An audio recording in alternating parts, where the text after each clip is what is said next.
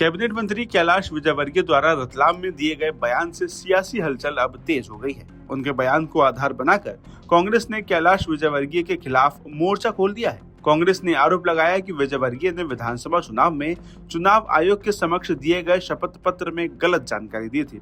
अब मामले की शिकायत चुनाव आयोग से करने की तैयारी चल रही है। गौरतलब है कि विजयवर्गीय ने रतलाम में मीडिया से चर्चा में कहा था कि बंगाल में उनके खिलाफ 34 से 38 प्रकरण दर्ज है।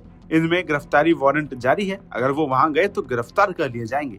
इसी पर कांग्रेस ने कैलाश विजयवर्गीय के खिलाफ चुनाव आयोग में शिकायत की है और आरोप लगाया है कि कैलाश विजयवर्गीय ने चुनाव के वक्त दिए हलफनामे में बंगाल में दर्ज मुकदमों की जानकारी छिपाई है। कैलाश विजयवर्गीय के द्वारा बीते दिनों रतलाम में बंगाल में उन पर कई मुकदमे दर्ज होने की बात कही गई थी और अब इसी को लेकर कांग्रेस प्रवक्ता प्रमोद कुमार द्विवेदी ने चुनाव आयोग में शिकायत दर्ज कराई है। शिकायत में बताया गया है कि कैलाश विजयवर्गीय ने खुद ये बात कही है कि पश्चिम बंगाल में उनके खिलाफ 34 या 35 और 38 फर्जी मामले दर्ज हैं। अगर वो वहां गए तो गिरफ्तार हो जाएंगे। कांग्रेस का आरोप है कि कैलाश विजयवर्गीय ने अपने खिलाफ दर्ज इन मुकदमों की जानकारी चुनावी हलफनामे में बिल्कुल भी नहीं दी है। इसलिए चुनाव आयोग को विजयवर्गीय के हलफनामे की जांच करनी चाहिए और आरोप सही पाए जाने पर उनकी सदस्यता रद्द करनी चाहिए। मैं आपको बता दें कि बीते दिनों 11 अप्रैल को कैलाश विजयवर्गीय रतलाम पहुंचे थे। वहां उन्होंने मीडिया से बात करते हुए खुद कहा था कि उनके खिलाफ पश्चिम बंगाल में अनेक फर्जी केस दर्ज कराए गए हैं। गिरफ्तारी के कई वारंट भी निकाले जा चुके हैं। साथ ही उन्होंने ये भी कहा था कि मैं अगर वहां गया तो गिरफ्तार कर लिया जाऊंगा।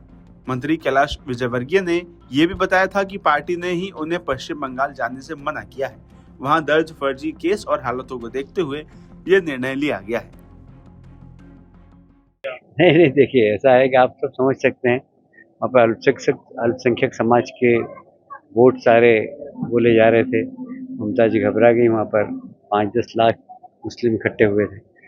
ममता जी के पास बहुत सारे स्मगलर हैं, माफिया हैं और सब लोगों ने प्रयास किया होगा ममता जी को फिर से सरकार में लाने के लिए।